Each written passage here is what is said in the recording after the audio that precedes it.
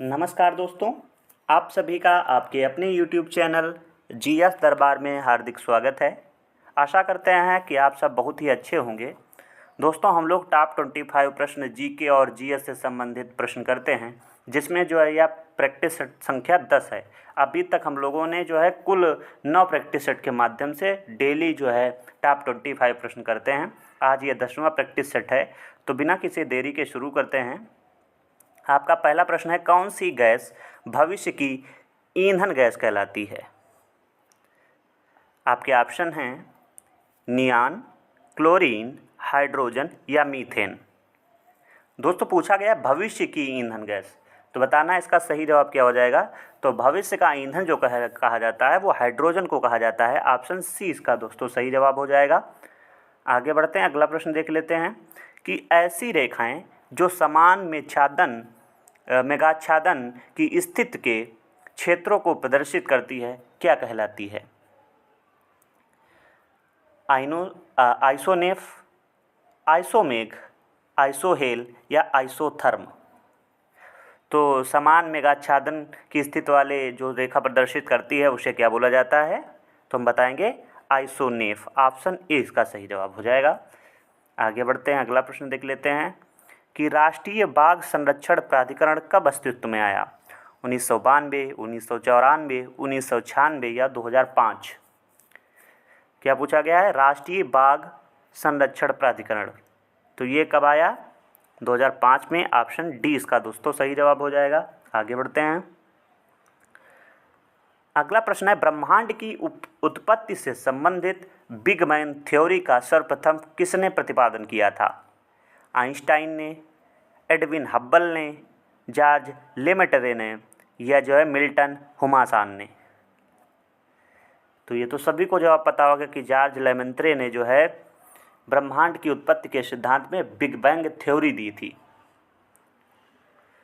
अगला प्रश्न है, जीव विज्ञान की किस शाखा में आनुवंशिकी द्वारा मानव जाति सुधार किया जाता है?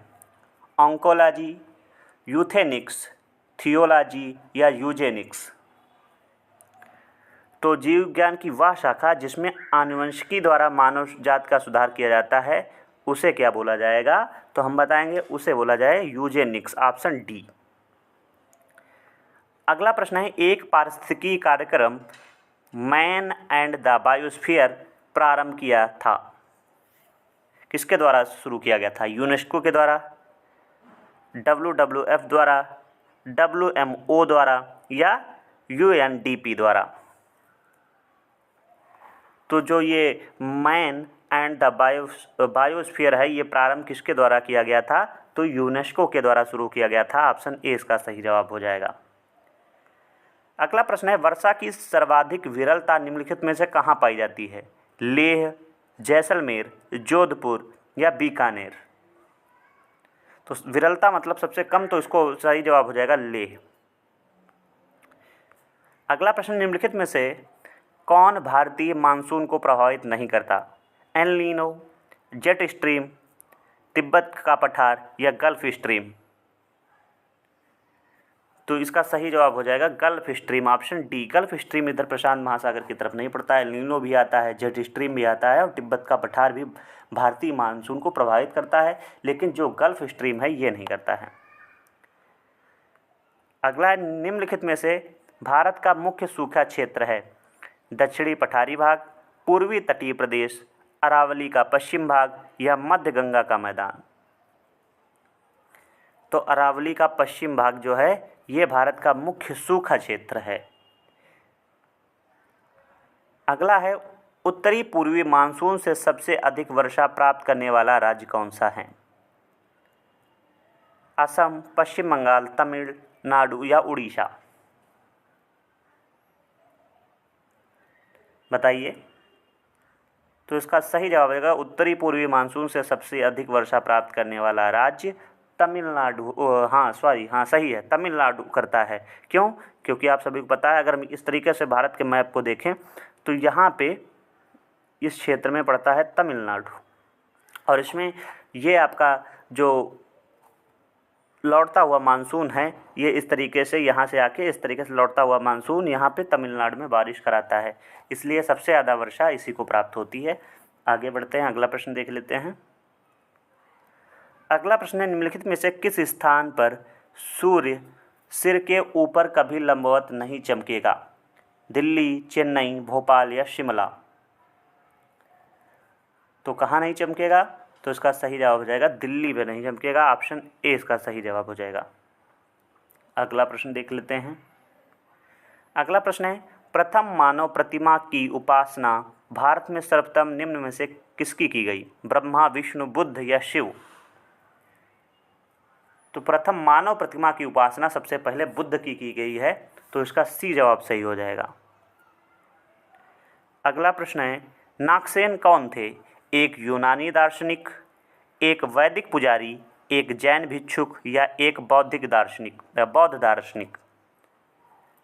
तो जो नागसेन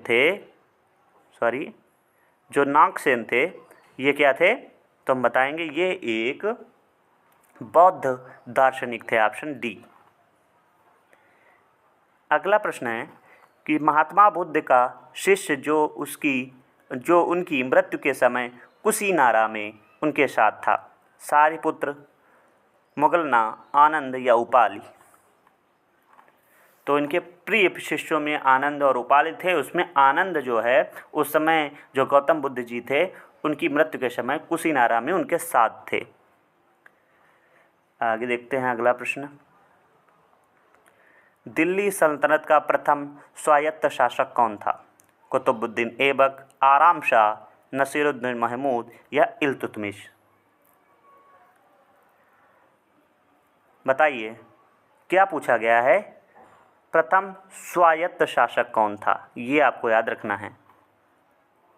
तो इसका सही जवाब हो जाएगा आराम शाह, ऑप्शन बी।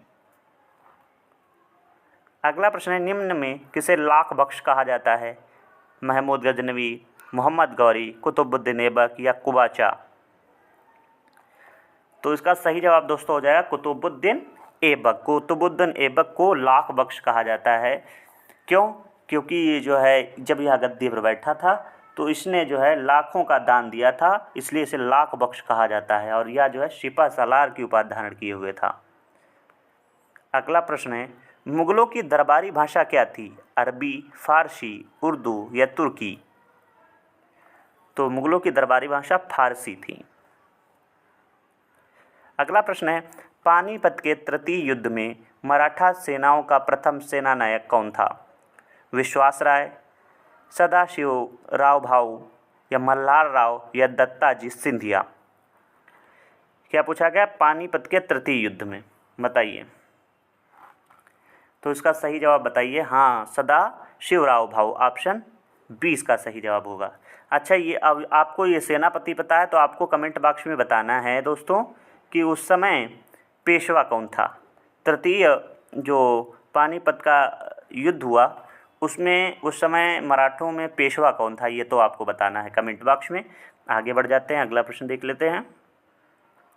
प्रश्न संख्या 19 है, अकबर ने अपने एक रिश्तेदार महिला के कहने पर बैरम खां का संरक्षण छोड़ दिया, वह महिला कौन थी? हमीदा बानो, महामंगा, गुलबदन बेगम या जोधाबाई? तो इसका सही जवाब आप सभी को पता ही है कि महामंगा, और महामंगा का शासनकाल क्या कहलाता है? पेटीकोट सरकार कहलाता है। अगला प्रश्न है, वह चित्रकार जो जहांगीर की ओर से ईरान आ गया। फिर एक बार पढ़ देते हैं, वह चित्रकार जो जहांगीर की ओर से ईरान गया। बालचंद्र, विचित्र, विशनदास या बसावन? तो विशनदास जो है जहांगीर की ओर से ईरान गया था। अगला प्रश्न है, प्रस्तावना को संविधान की कुंजी किसने कहा? Ernest Barker, K M Munshi, B R Ambedkar या डी डी बसु? संविधान की कुंजी किसे कहा है? चलो ये आपको कमेंट बॉक्स में बताइए। बहुत ही अच्छा प्रश्न है, इसको आपको कमेंट बॉक्स में बताना है कि इसका सही जवाब क्या होगा। प्रश्न संख्या 21 की प्रस्तावना को जो है संविधान की कुंजी किसने कहा है? अगला देखते हैं। अगला प्रश्न है, किसने भारतीय संविधान को अर्धसंघ कहा है? केसी हुयरे, एम.वी. पाइली, डी.डी. बसु या एबोर्जेनिक्स? तो इसका सही जवाब हो जाएगा केसी हुयरे ने जो है भारतीय संविधान को अर्धसंघ कहा है। अगला प्रश्न है, निवारक निरोध मामले में व्यक्ति को बंदी बनाने की अधिकतम सीमा क्या है? 1 माह, 3 माह, 6 माह या समय निर्धारित नहीं किया जा सकता? तो बताइए। तो इसका सही जवाब हो जाएगा 3 माह। अगला प्रश्न है, भारतीय संविधान में किस संशोधन द्वारा मौलिक कर्तव्यों को जोड़ा गया? 42वां, 43वां, 44वां या 48वां? किसको पूछा गया है? मौलिक कर्तव्यों को। आप सभी को बताएं, कुल जो है 11 मौलिक कर्तव्य हैं। बताइए। इसका सही जवाब क्या हो जाएगा? 42वें संविधान संशोधन के द्वारा, ऑप्शन ए। और दोस्तों आज का अंतिम प्रश्न है कि मृत्यु अथवा त्याग पत्र के कारण राष्ट्रपति पद रिक्त होने पर उपराष्ट्रपति राष्ट्रपति के पद से संबंधित उत्तरदायियों को राष्ट्रपति के शेष अवधि के लिए निभाता है, अधिक से अधिक 1 वर्ष के लिए निभाता है, अधिक से अधिक 6 माह के लिए निभाता है या अधिक से अधिक 3 माह के लिए निभाता है? बताइए। तो इसका सही जवाब हो जाएगा राष्ट्रपति के शेष अवधि को निभाता है, ऑप्शन ए इसका सही जवाब हो जाएगा। तो दोस्तों इस प्रकार से हम लोगों ने जो है 25 प्रश्न किए। आप सभी को ये प्रैक्टिस सेट कैसा लगा है? यदि अच्छा लगा है तो कमेंट बॉक्स में बताइए, और यदि आप बताना चाहते हैं कि किस सब्जेक्ट के प्रश्न ज़्यादा रखे जाएँ तो वो भी आप बताइएगा। तो इस वीडियो में बस इतना ही रखते हैं। धन्यवाद।